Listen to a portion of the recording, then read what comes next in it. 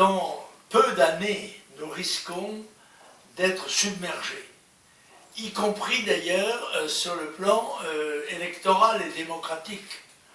Pour vous donner un exemple, dans les grandes villes, à Béziers par exemple, dans le Gard, en sud de la France, ou à Tarascon, il ne reste plus dans les écoles qu'un tiers d'Européens, d'enfants européens. 2 tiers sont des Maghrébins. Bon. Et vous avez des villes comme Roubaix, dans le nord, grande ville du nord, où les musulmans sont 60%. D'ailleurs, aux élections présidentielles, tout le monde sait que M. Hollande a bénéficié à 90% du vote des émigrés.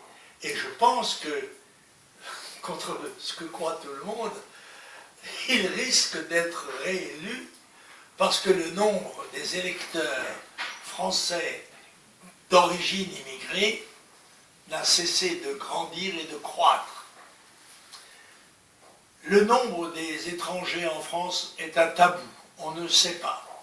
Et Madame Tribala, qui est une grande démographe française de gauche, elle a écrit un livre contre le Front National, a dit tous les chiffres concernant l'immigration sont en France truqués, manipulés, mensongers.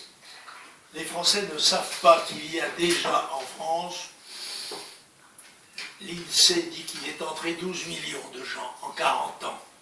Azouz Begag, ancien ministre, dit qu'à son avis, il y a 15 ou 20 millions de musulmans en France.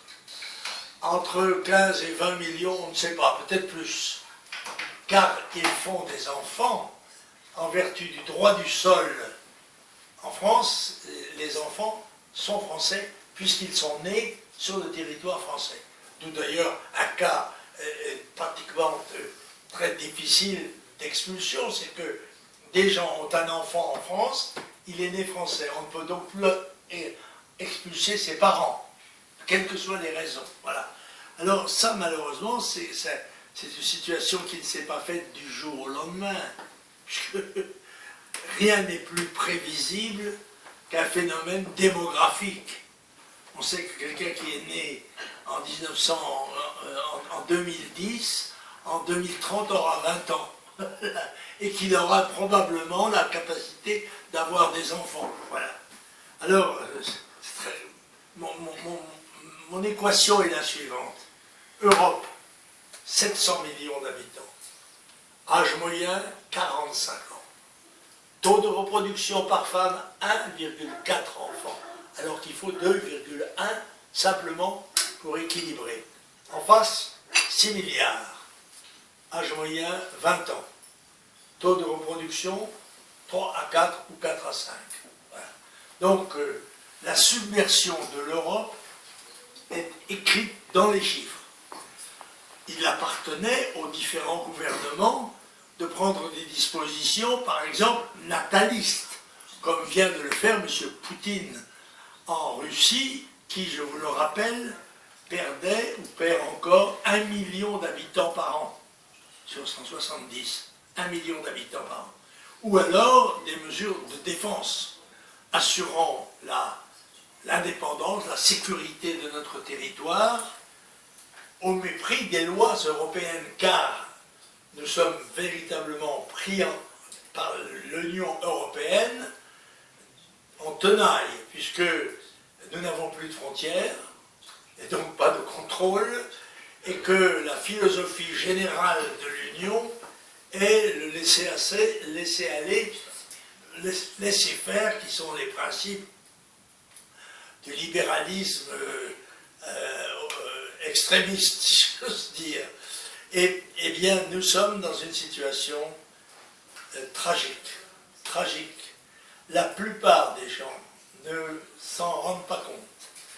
Et il y a en Afrique, mais en Asie aussi, des millions de gens qui s'apprêtent à venir chez nous. Et quand on voit la légèreté des gouvernements comme celui de Mme Merkel, qui ouvrait les bras et les jambes il y a 3 jours en disant « mais nous sommes prêts à accueillir 800 000 migrants, 2 jours après, elle ferme la frontière.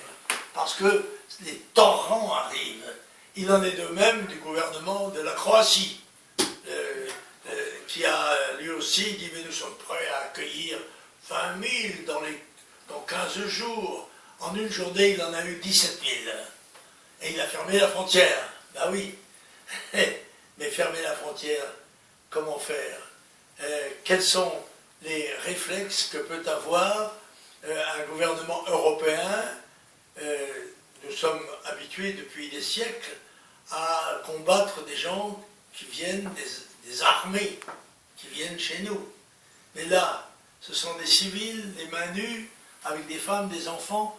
Il faut une véritable mutation de l'esprit, une profonde certitude, non seulement de notre droit d'être chez nous et de laisser entrer qui nous voulons, mais de notre devoir de le faire, car nous avons le devoir d'assumer non seulement la liberté et l'indépendance, mais je dirais l'identité de notre peuple. Chaque peuple a le droit et le devoir de défendre son identité. Or, dans les années, les mois qui viennent, nous allons être l'objet d'un défi mortel.